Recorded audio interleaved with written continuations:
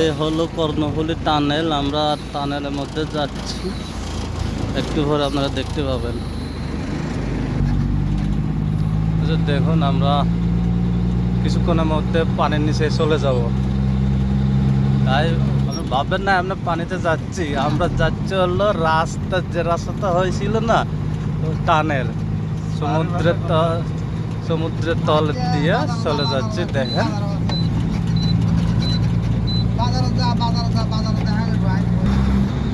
এই যে আমরা প্রথম পর্যায়ে ডুবে গেলাম,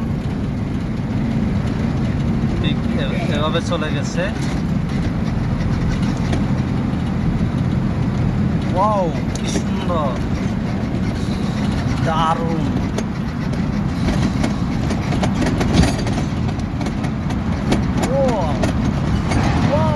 সেরকম এক্সিলেন্ট, কি সুন্দর জিনিস আপনারা দেখতে পাচ্ছেন, বা আমার মাধ্যমে আপনাদেরকে আমি দেখানোর সুযোগ করে দিচ্ছি। ইতিপূর্বে যারা এসেছেন তারা তো দেখছেন, আর যারা আসেন নাই তারা আমার ভিডিওর মাধ্যমে দেখতে থাকুন।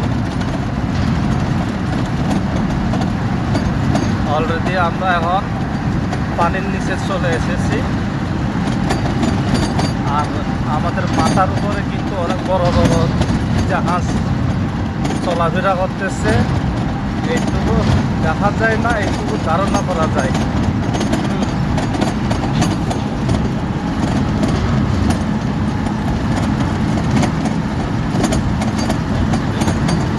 দেখতে পাচ্ছেন কত সুন্দর রাস্তা।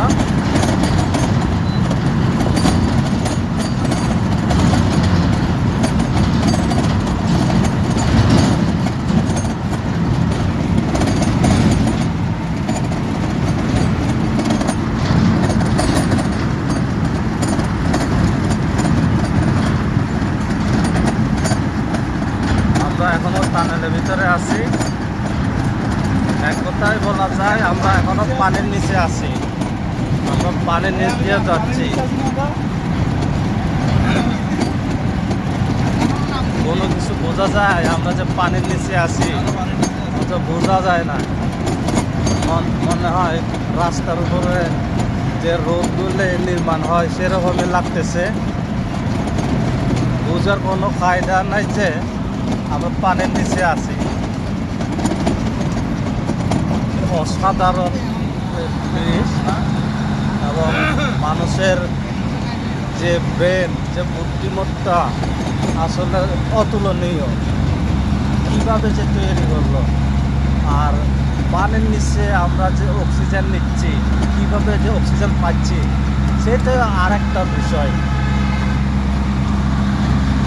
দেখুন বন্ধুরা, ওই যে একটা কার চলে গেল।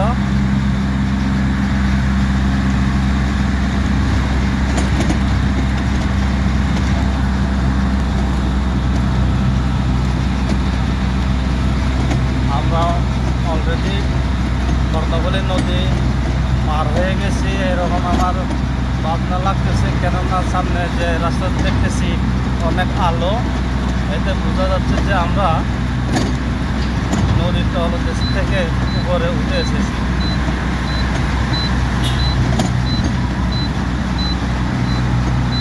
অনেক সুন্দর, অনেক সুন্দর, অসাধারণ, একদম অসাধারণ।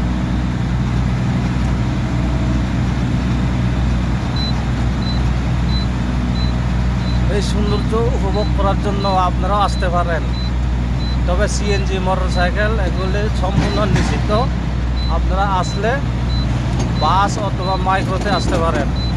হ্যাঁ, আমি যেটা ভেবেছিলাম ওইটা হয়েছে। আমরা অলরেডি কর্ণফুলী তলদেশ থেকে উপরে চলে এসেছি।